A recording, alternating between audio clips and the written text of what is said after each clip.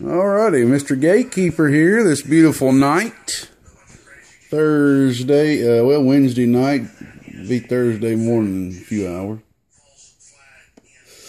Here we have a penetrator HB-200. Okay.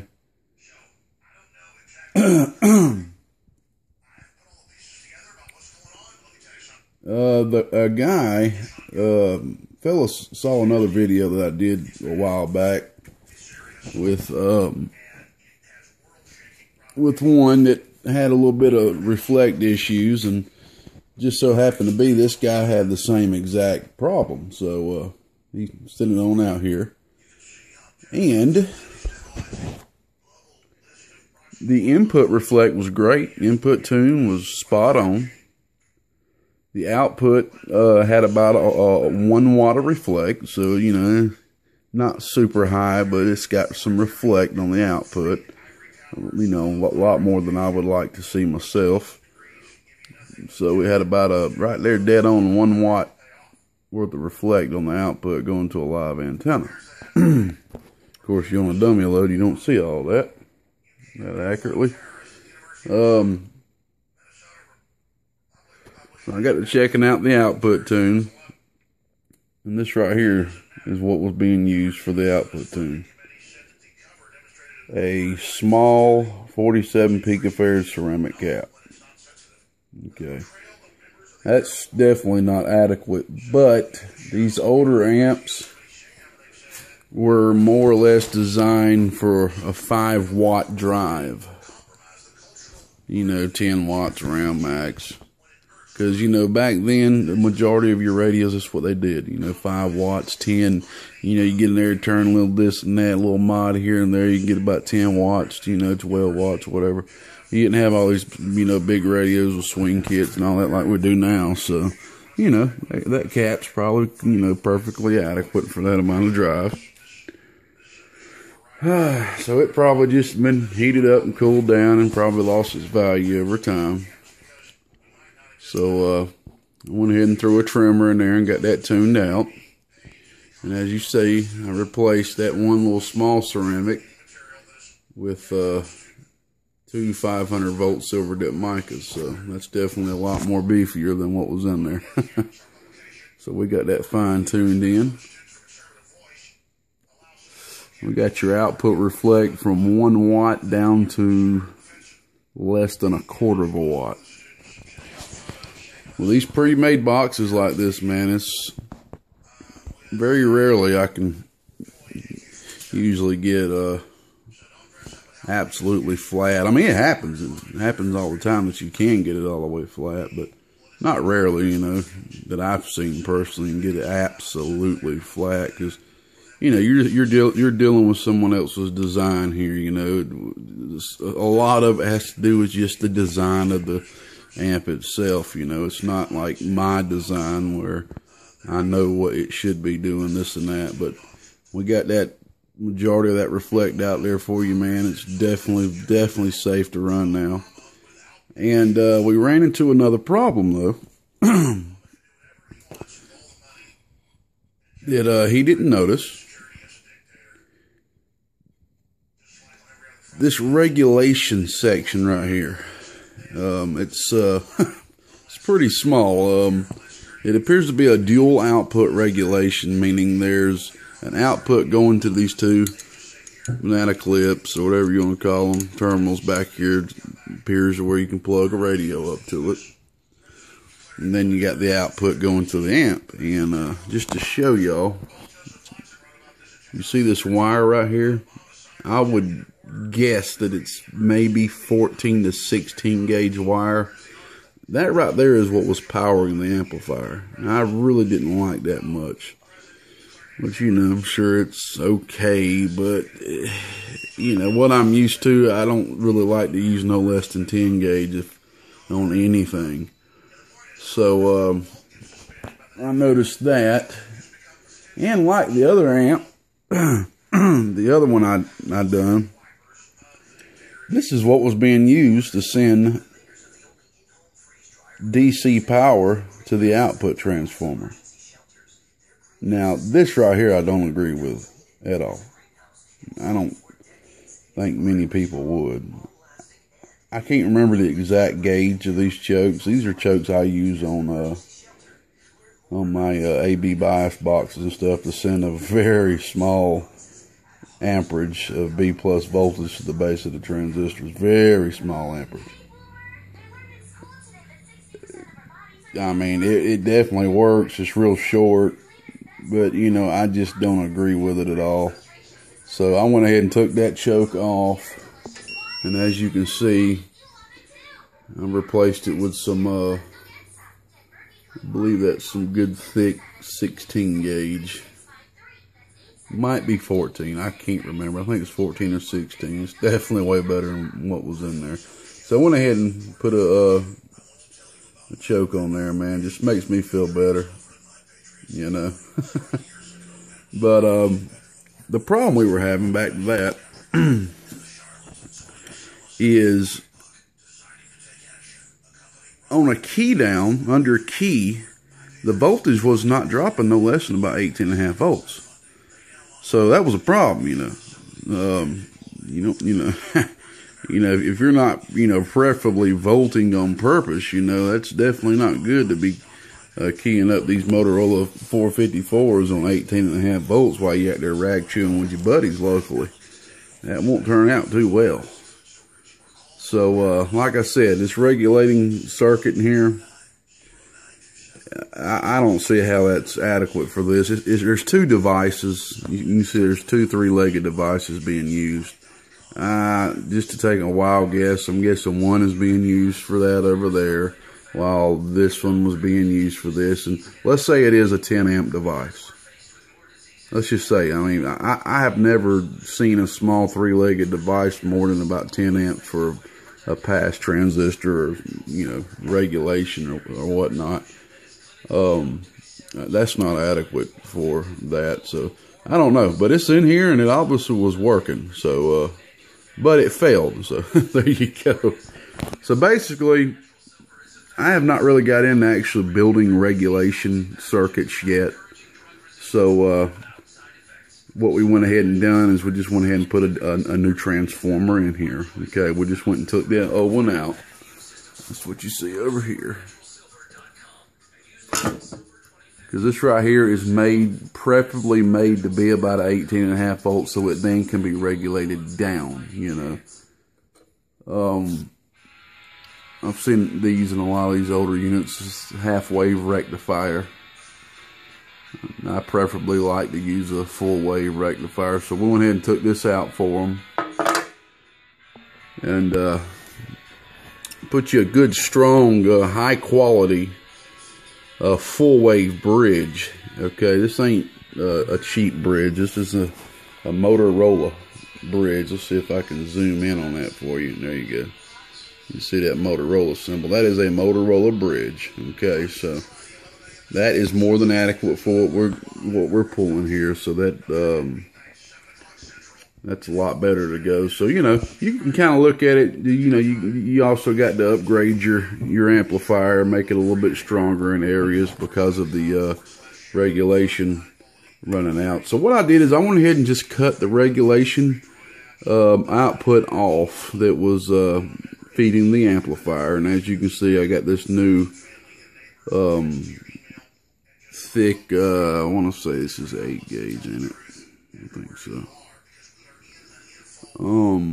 Yeah, I believe it is 8 gauge. If it ain't 8, it's in between 8 and 10. It's a real good thick high temp wire, especially for this.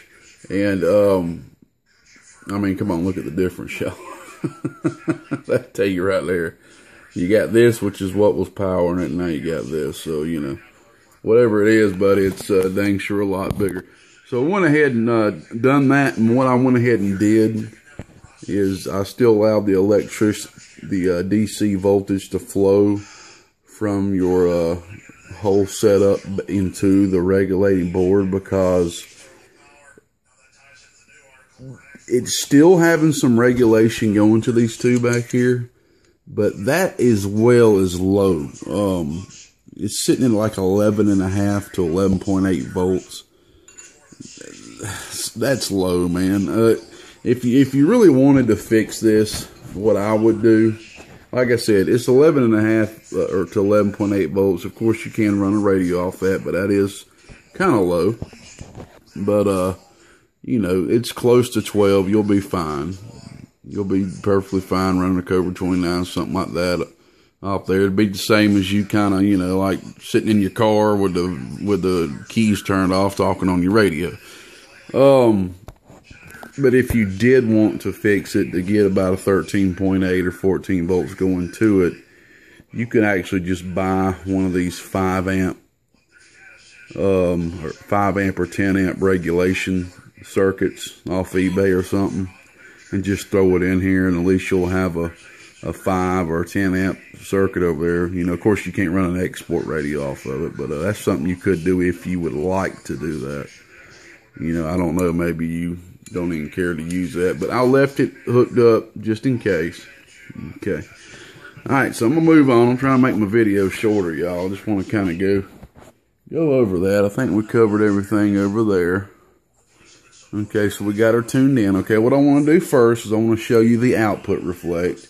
Maybe it'd been a lot neater to make a video before to show you the watt that it was doing. We are hooked up to a live antenna right now. Ooh, it's nighttime, but might be able to hear some people talking. We are hooked up to a live antenna. Alright, so this is the output. This is a 10 watt slug. Okay. It's in reverse. I'm going to go ahead and show you your output reflect.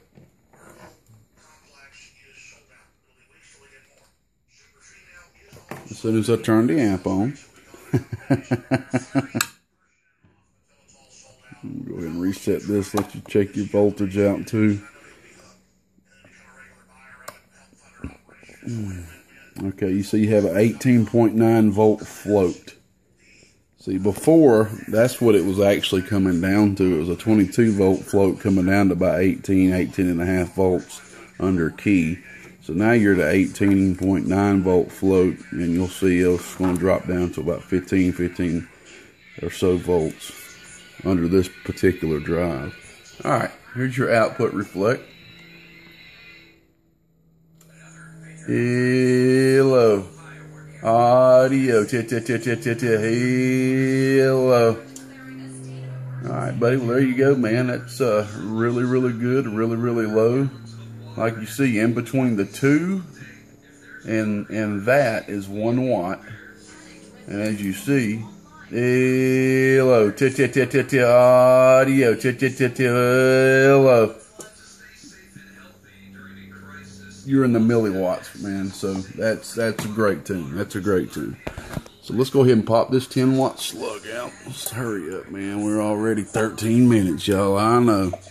I make these long cop picking videos explaining everything. I know some of y'all like the long videos, but I know a lot of you probably just fast forward to see the output of the amp, and heck, you know, to each their own. That's perfectly fine. But I do need to start trying to make these videos a little shorter.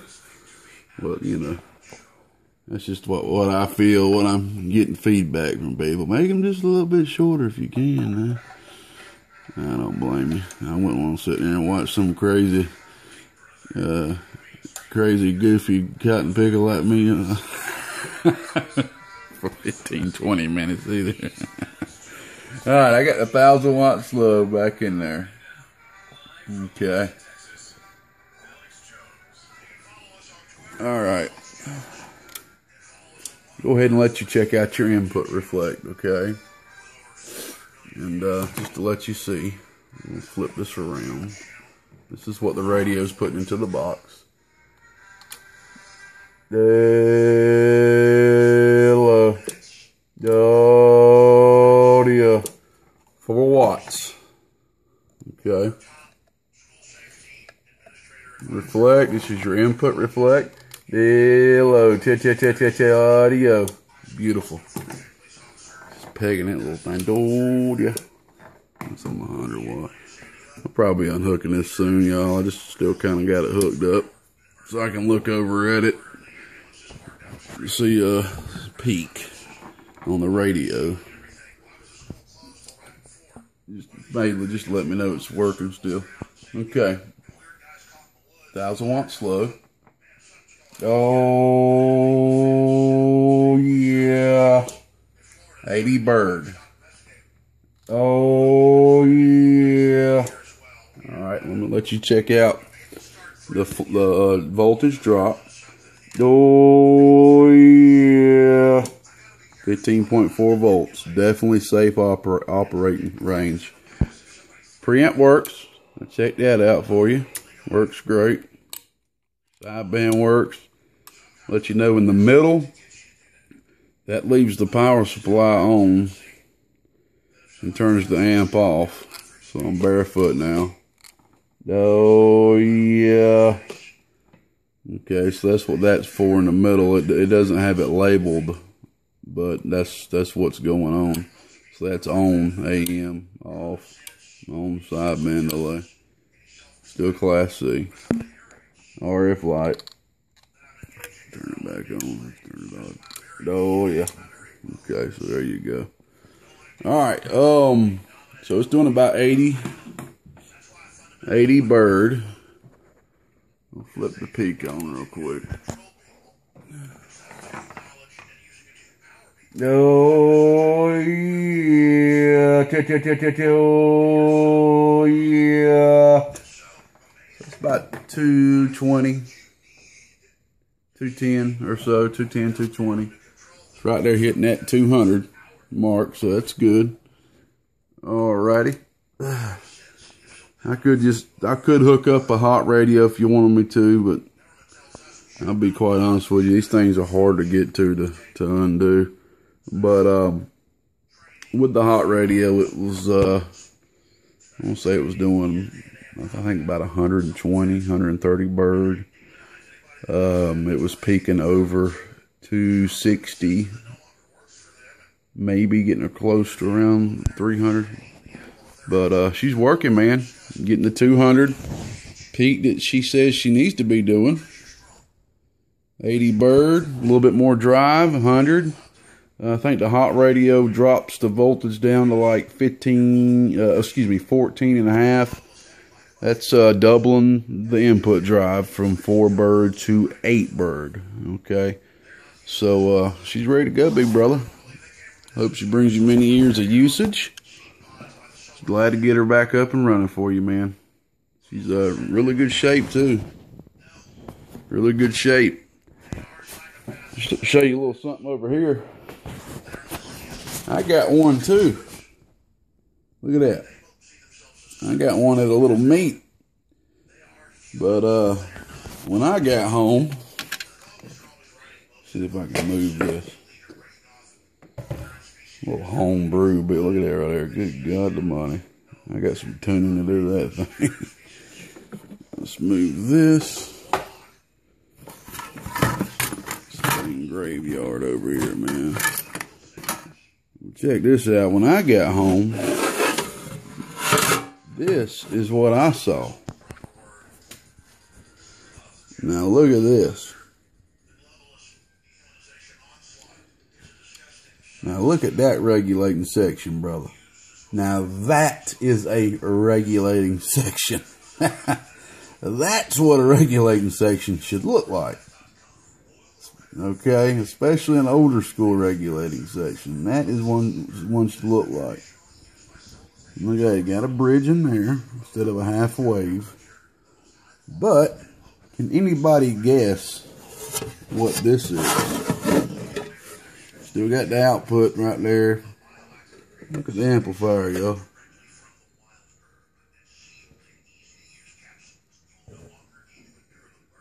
Can anybody guess what this is?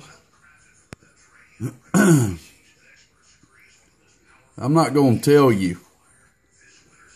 I'm just going to leave it blank. I'm going to leave it blank to see how many people actually watch this all the way to 19 and a half minutes long. Send me a comment and tell me what type of amplifier is this. Hey, I was shocked very shocked when I got home and popped the top off this and looked in here. Very shocked. It wasn't what I was expecting. But I'm real curious to see who out there knows what type of amp this is just by taking a peek inside of it. Let's see if I can get a side. There we go. You can get a little bit better view right there. Still a 2-pil, 2 transistors. Got all them metal clads. What type of amplifiers have all metals like that? Alright, I ain't gonna say no more. Y'all hit me up on the comments. Tell me what type of amp is this. It's like somebody just built it in here. That, like I said, that's one heck of a regulating section right there. So I just thought I'd share that with you since we were on there. But yeah. Alrighty. That'll be it, man. God bless, Mr. Gatekeeper right here in Northeast Georgia, and let everybody know I am currently not accepting any repairs until I get called up. I'm I'm in a hole a little bit over here, but that's a good thing though. That's definitely not a bad thing to have all y'all people trusting me to work on your stuff. It's definitely a blessing. I love doing it. So I'm not going to be taking any repairs in for a little bit till I get called up. So just to let everybody know that. So I appreciate everybody's patience. Doing everything I can on this count picking in. Your friend, the Gatekeeper, 1883. Getting one boat anchor by another out the door. Nah, these ain't boat anchors, man. These are pieces of art. Y'all have a good one. 73rds. We're gone. Yes, minute.